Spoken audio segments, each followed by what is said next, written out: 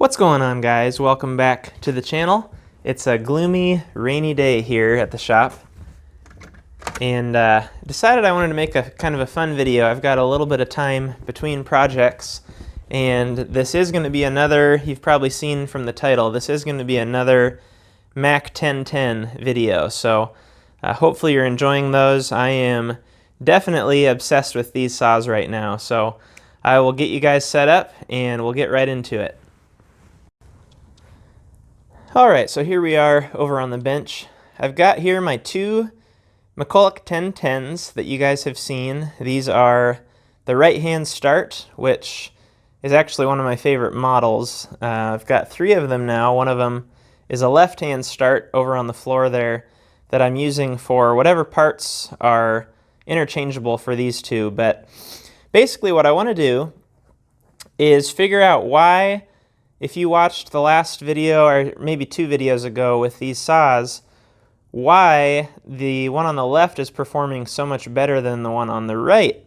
And I know that the one on the right has the longer bar, and we haven't really done a left and right comparison of the exact same setup as far as bar and chain and things like that. Same air filter even, could go crazy with that. But a couple things that I've noticed I wanted to show you guys in having these saws apart is that they used a number of different mufflers on this particular model. And so we'll look at that and see some of the work that I've done on the muffler. I've also rebuilt both carburetors now, so those should be pretty much identical. They're not adjusted the same, but they're adjusted optimally for both saw. And then I want to look at, I think the one on the left has much higher compression, and we're actually going to take some readings and just confirm. That way when we go into our next test, we make sure that it's more of a level playing field. So my guess is that the saw on the right is going to need a little bit of work to perform as well or be at the same level as the one on the left, but we'll get them as close as possible and fix whatever needs to be done along the way, and kind of put them head to head. And I've got kind of some other things along with that that will be coming out in future videos. But I'll set you guys on the tripod as best I can, and we'll take a look into each saw and kind of get a baseline reading as far as a bill of health where each saw sits today before we do our initial testing.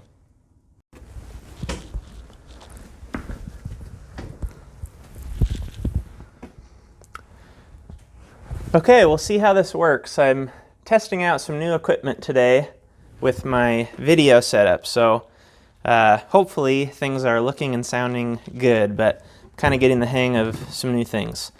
I've got a bird's eye view set up for you, and we're going to start on actually the saw less in question. This is my original 1010 that I had out in the kind of the graveyard, boneyard parts pile, and pulled it out and was just lucky enough to have it run really well, which is shocking. I didn't really do anything to it. It ran really well. This has a 16-inch, woo, those teeth are sharp, a 16-inch Windsor Super Pro roll top bar, and this is new. This has a Oregon, is it an LGX? Can't remember the chain exactly. It's an advanced cut, I want to say, 3/8 50 gauge, what is it, 54 drive links, or no, 60 drive links. I believe that's right. Yep, 60. And that's basically new, but very sharp. It's got just pump gas in it. The other one has some high performance fuel in it. So that is one difference, but when we actually test these in wood, they will both have the same fuel, same bar oil, everything. But for today's test, this has not yet run the premium fuel. It has a new carburetor kit, rebuilt and adjusted. I've actually adjusted this one more so because I've cut more with it. So I've had it in a log, and I've set the high mixture in wood under a load for the best performance there. One thing kind of cool that I did on this saw is I mentioned that other one that I just acquired for parts. This saw had kind of a bad muffler on it. And so what I did is swapped out the muffler from that other newer saw, and this muffler is a little bit different design that breathes much better. It's got just this side cover plate with two large slots there, and the exhaust just goes straight through and straight out the cover there. And I did open up the inlet and outlet of this exhaust with my Dremel tool, no bigger than the hole, but I just kind of cleaned up the edges of each of the inlet and outlet to match closer to the hole size of the exhaust ports, and just try to get the best flow possible. Then I also cleaned it up and repainted it, which shouldn't really have any effect on flow, but I just wanted to get it painted and protected from rust as best I could. This has a new spark plug, but it's a Champion plug.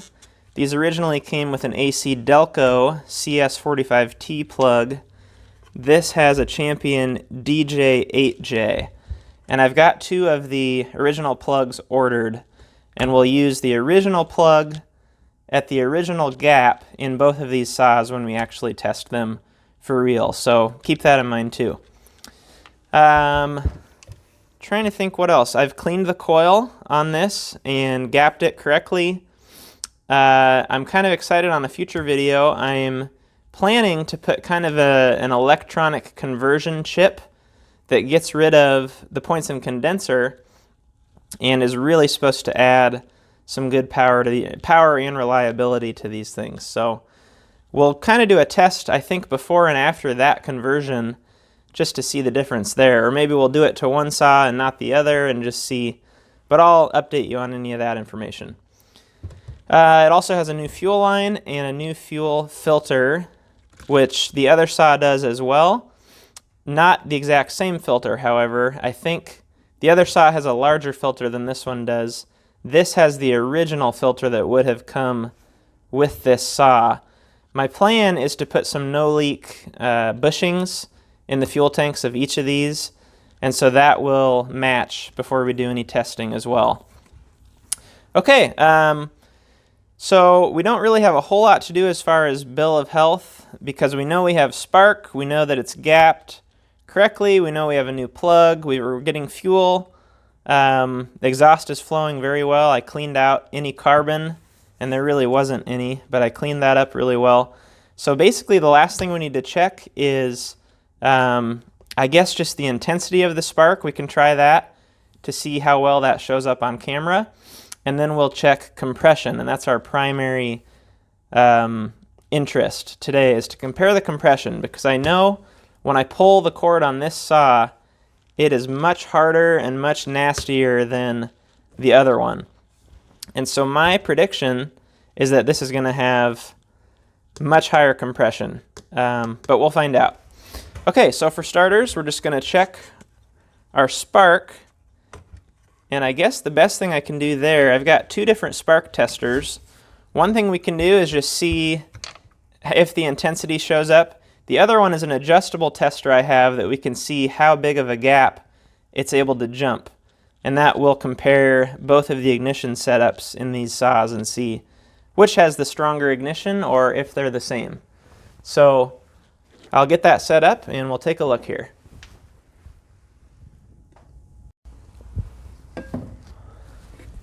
All right, I hope my microphone cord is staying out of the sight of the camera there. I don't want to have that be annoying. This is just my standard tester. It's just got a bulb in it, and I don't anticipate we'll see much with this. We'll basically just see a flash and not be able to determine the quality of the spark. But I'll just try to show you what that's going to look like here. Try and brace the saw. And we've got it on, but I do not want this thing to start. Let's see if I can. Well, we'll just take a look.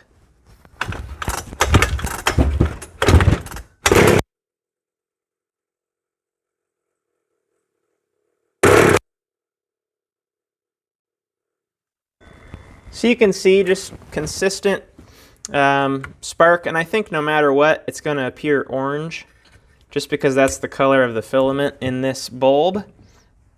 But the better test is going to be with this adjustable tester.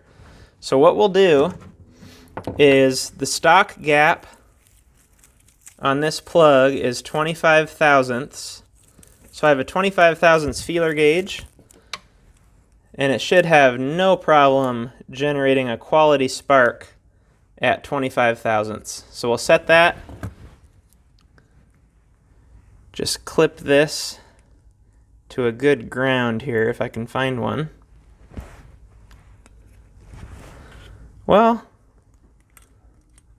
let's try just on this shroud. That's not going to work. That's one thing it's a little annoying with chainsaws, is you've only got an inch of spark plug wire to work with, so not really a whole lot of places we can go with that. I guess we'll try it over here on this edge of the shroud. That way you can see the spark as well. Alright, so we should see a jump here. Hopefully you're seeing that. There's just a nice blue, kind of whitish blue jump there. So we're going to go a little wider, and I think the quickest way to do this is we'll just count the turns. So I'm going to go half a turn, 1 turn, and we'll test that.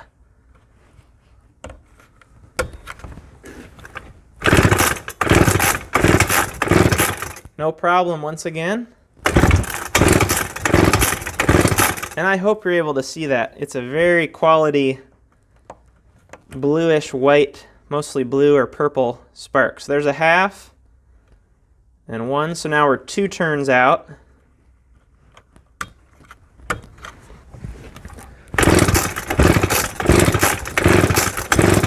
And it's doing it. Maybe getting a little bit orangey or reddish.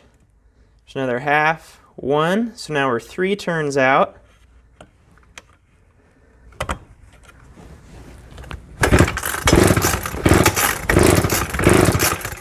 It's jumping it.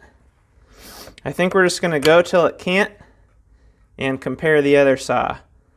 There's a half, 1, so we're 4 out.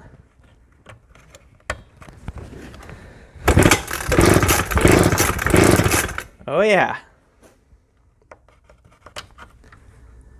Half, 5 out.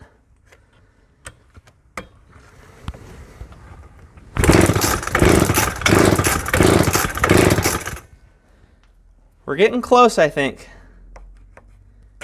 There's a little bit fewer sparks now in between. 6 out. And this is just an unbelievable gap here. We're probably 3/8 of an inch there. Still a quality spark. Half, 7. Let's just go crazy here. 8, 9, 10.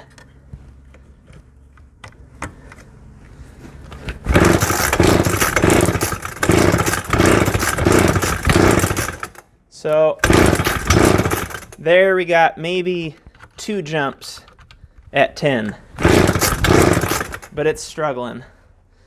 So this saw, we're gonna call it there, 10 turns out. And I got feeler gauges to measure our gap, but they're not even gonna do it. I need a tape measure for that baby. 10 turns out. Okay, now all we gotta do to compare spark situations here is take a look at this saw, and I'll leave it right at that 10 turn mark.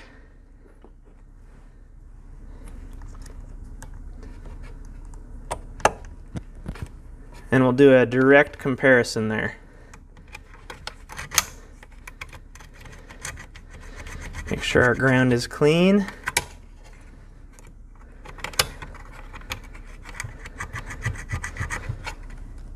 All right, here's the 10 turns. Ignition switch on.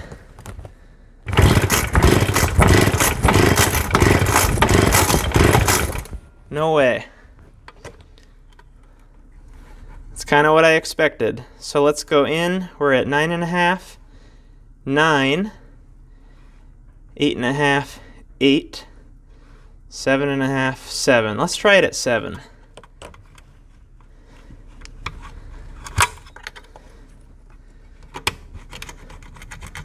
Make sure our ground is good.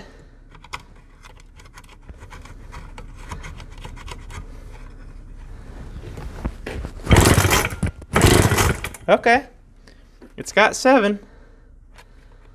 Let's go to 8. 7.5, 8.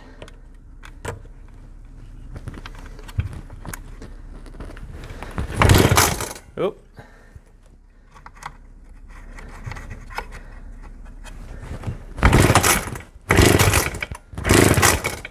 Not bad at 8, a little intermittent. 8.5, 9. If I can get it to stay, that would be great.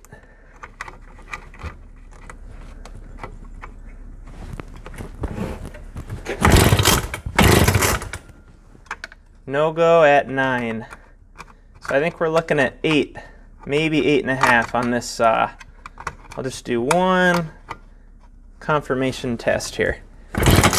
Nope. Okay, so we know we've got a little bit stronger ignition. Just kind of a fun test. Not really conclusive, but we know that this other saw is sparking just a little bit stronger. And we'll try that test again with the electronic conversion. I think that'll be really interesting to see if the intensity or distance, strength, in other words, of the spark improves. Okay, last test for today. I just want to double check our compression. So we're going back. Both of these saws are cold. I ran them probably an hour and a half ago. Plug is good and tight.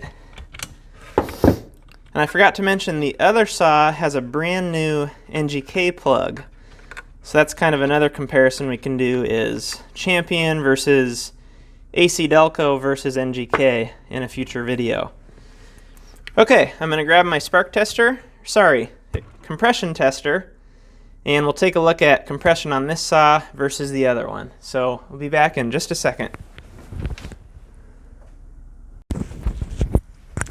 You're definitely going to get to see my lapel mic cord in this one. So sorry about that. All right, let's take a look here. This is, I guess if you're looking at what saw is what, this is our original high compression suspect saw. Any guesses on where we might be? I think the rule of thumb I've always used is that you need about 120 pounds of compression on a 2-stroke engine for it to run. It might run at less than that, but that's a pretty good number. 140 would be kind of a standard quality reading, so we'll see. Hopefully we're somewhere in that 120 to 140 range. The gauge is in. It's at 0. Bleed the pressure there. And I'm going to have to pull this and then show you the reading. So I'll just turn the ignition off. Oh, and no plug. There's 5 pulls. We're at 125. 10 pulls. Not a whole lot better. We're at about 135. 130, 135.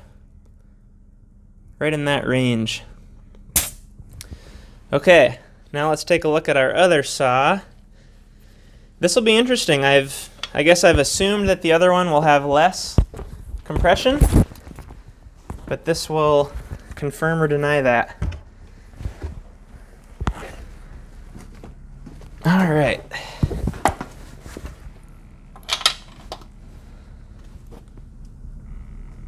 I am getting these plugs in here plenty tight.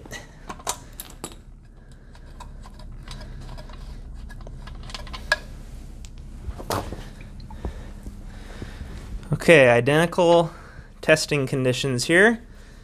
We'll thread it in. We're at 0, bleed the pressure. Let's go 5 pulls and see where we're at.